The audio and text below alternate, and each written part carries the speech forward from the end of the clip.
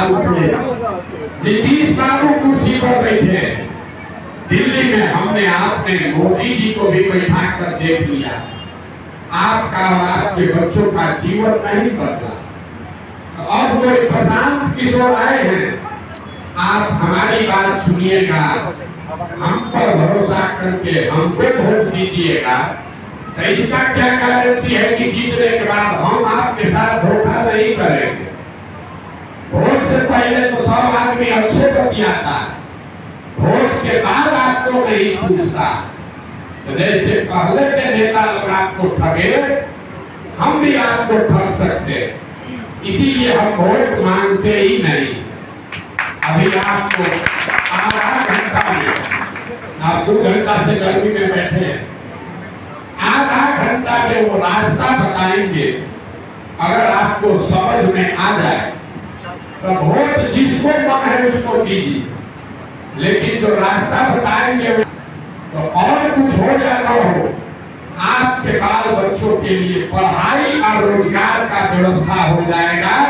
आपके गरीबी से निकलने का रास्ता खुल जाएगा। अगर न हो तो हमारा गर्दन पकड़ लीजिए। अब जिसको जिसको ये समझना है, हम बहुत लंबा चौड़ा भाषण नहीं देते, आपसे 4 गो सवाल पूछेंगे, आप सवाल का जवाब दीजिएगा। आपको दिखेगा कि आपकी गरीबी का, बदहाली का, परेशानी का कारण क्या है और इससे निकलने का उपाय क्या है। सवाल पूछने से पहले आपको एक बात और बताएंगे जो दुनिया भर के विद्वानों ने बताया। गरीबी से निकलने का 3 ही रास्ता है। 3 का रास्ता है गरीबी से निकलने का। पहला रास्ता है पढ़ाई। अगर आपका बाल बच्चा बढ़िया पढ़ लिख जाए, पढ़ लिख के नौकरी रोजगार पा जाए, उसका गरीबी खत्म। दूसरा रास्ता है जमीन।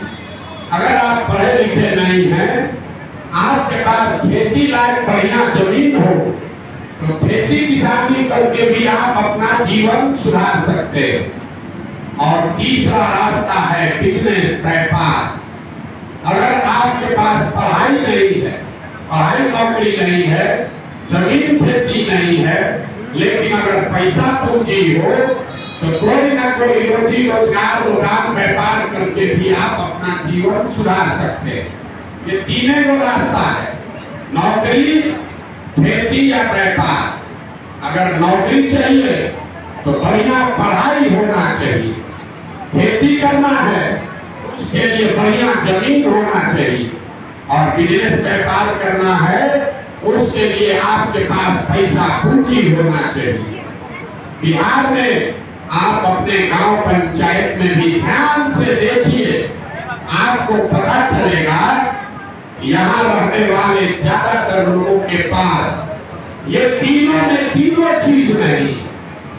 यहाँ जो गरीब है उसके बच्चों के पास पढ़ने का कोई सुविधा ही नहीं।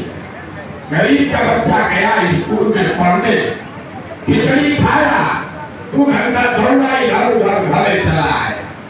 आप में से कुछ लोग हैं जो पैसे वाले अपने बच्चे को प्राइवेट स्कूल में पढ़ा रहे, आपके बच्चे को भी नौकरी नहीं मिल रहा। वो क्यों? वो इसलिए स्कूल आप भले प्राइवेट में पढ़ा दीजिएगा, कॉलेज तो उसको सरकारी में ही जाना पड़ेगा। तो बिहार में जो व्यवस्था है, इसमें स्कूल में खिचड़ी बट रहा है और कॉलेज से डिग्री बट रही है, पढ़ाई दोनों में कहीं नहीं हो रहा। तो जब आपका बच्चा, इस बात को समझिए, अगर आपका बच्चा पढ़ा ही नहीं तो आपके अनपढ़ बच्चे को कोई दुनिया में डॉक्टर, इंजीनियर, कलेक्टर नहीं बना सकता।